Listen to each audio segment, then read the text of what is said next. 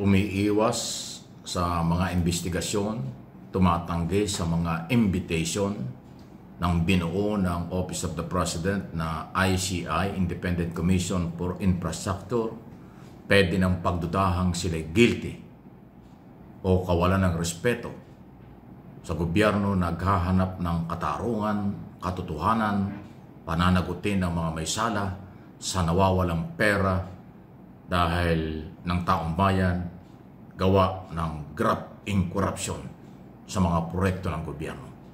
Yan po ang pwedeng mangyari. Sa akin pong paniniwala at opinyon, ang investigasyon ay bahagi ng tamang proseso. Kaya yung tatanggi at iiwas dito, baka talaga sila'y may kasalanan. At pag hindi kayo humarap dito sa mga investigasyon, kayo ang mawawala ng pagkakataong ipagtanggol ang sarili. Dahil mas mahirap kung magkikita-kita kayo sa korte na, sa Sandigang Bayan, pag-trial na. Yung kasing pagkakataon na masabi nyo on record sa mga investigasyon ng inyong side or panit nyo tungkol sa pagdududang posibleng kayo ay mayroong kinalaman sa pagkuha ng mga komisyon, kickback sa bilyong-bilyong pera ng mamamayan. Yan po ang mawawala. At hindi naman po titigil ang investigasyon at hindi naman titigil ang pagpapile o pagrekomenda ng mga kasong kriminal, graft in corruption o plunder, pandarambong sa bayan, plunder law, laban sa mga iniimbitahan na ayaw mag-participate, umiiwas at bumabatikos pa. Kasi ang mamamayan ang ipinaglalaban ng ICI. Ang pera ng mamamayan ang pinaglalaban ng administrasyon under President Marcos. Kaya yung mga iniimbitahan, yung inyong pagkakataon at obligasyong magpaliwanag ang nawala at mawawala. Pwede kayong husgahan ng mamamayan na kayo'y guilty. Pwedeng sabihin ng mga mamayan, talagang kayo may kinalaman dahil umiiwas. Pero hindi naman kayo makakaiwas. Kasi pag naipile ang kaso sa Sandigang Bayan, sa ayaw at sa gusto nyo, magta-trial. At pag hindi kayo nag-participate sa trial, abakalaboso. Magdidesisyon ng Sandigang Bayan, ang korte ng mamamayan sa mga taong dapat ay panagutin base sa ebidensya at testimonya. Mag-participate kayo o hindi sa trial. Ganun po yun. Ang hindi nagpa-participate sa trial ay hindi nakakakuha ng katarungan at hindi magkakaroon ng kaliwanagan sa kanilang paniniwala. Ang tamang proseso sa paglilitis ang paraan para lumabas ang totoo, katotohanan kung guilty o not guilty base sa due process, ebidensya at pagpapatunay at depensa. Kung wala yon dahil ayaw nyo, kayo ang mawawalan. Malinaw po yan. Hindi ito pananakot. Kaya itong investigasyon ng Department of Justice, ICI, Ombudsman, at yung mga Blue Ribbon Committee sa Senado, yan ang tamang pagkakataon sa inyo. Mag-deny man o umamin kayo, ang importante, on record, kayo ay nag-participate at yung site nyo ay nadinig. Kung hindi, delikado yan. Ngayon, kaya ito'y napapag-usapan kasi merong nag-deny, merong tumanggi, yung si Congressman Pulong Duterte na inimbitahan. At hindi lang tumanggi, binanatan pa yung ICI. Wala daw jurisdiction sa kanya.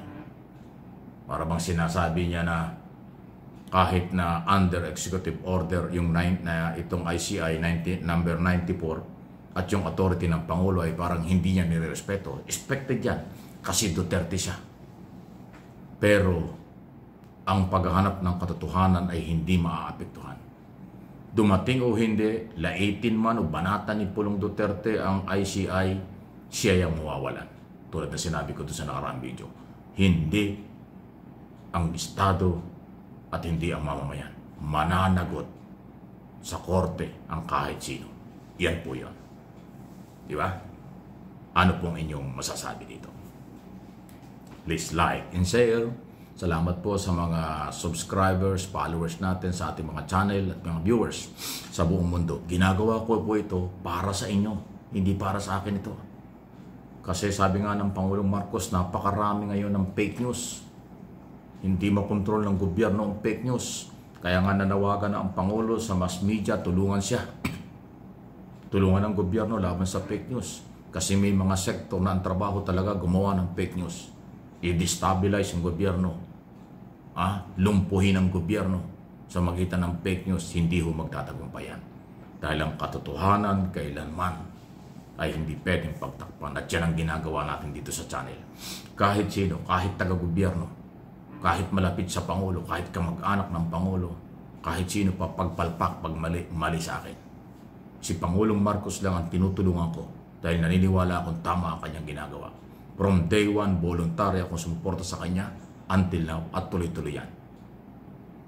Kasi mabait man siya, mapagpakumbaba siya, pero sumusunod siya kung ano ang batas na dapat tumiral. Ang mga nanlalait at sumisira sa kanila, malamang yun ang guilty sa katiwalian o guilty sa fake news, guilty sa pag-destabilize sa gobyerno, guilty sa panghuhusga sa gobyerno. Yun yun.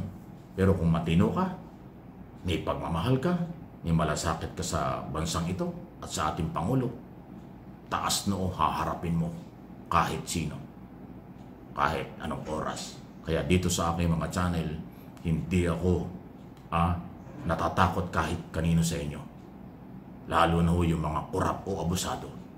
Paninindigan ng channel na ito. Paninindigan ko kung anong tama. Ihayag ang nangyayari sa ating bayan. Sobra na, tama na ang pang-aabuso ng iilang sektor, paulit-ulit at pamilya.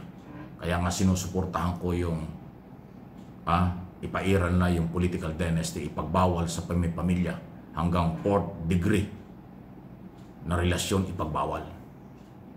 First cousin, second cousin, kung ano mang relasyon, 4th degree dapat hanggang doon. Kaso talaga pong pakapalan kung makakapal ang mukha ng abusado sa lipunan, sa pera at mamamayang Pilipino, bakit naman hindi natin haharapin sila? Dapat mas matapang tayo dahil tayo magsasabi ng totoo. At hindi tayo nang aabuso sa pera ng mamamayan. Yun ang mahalaga. Yung umaabuso, sila pa yung matatapang, sila pa yung malakas ang loob, sila pa yung makakapal ang mukha. Aba, hindi tayo papayag ng ganyan. Dapat lahat ng Pilipino manindigan dahil tayo ang biktima ng kanilang pang-aabuso sa kapangyarihan. Kaya kahit sino sila, dapat pangalanan, kasuhan, hindi pagtatakpan itong channel na ito at ng inyong lingkod. Maniwala po kayo. Please like and share ang ating mga topic.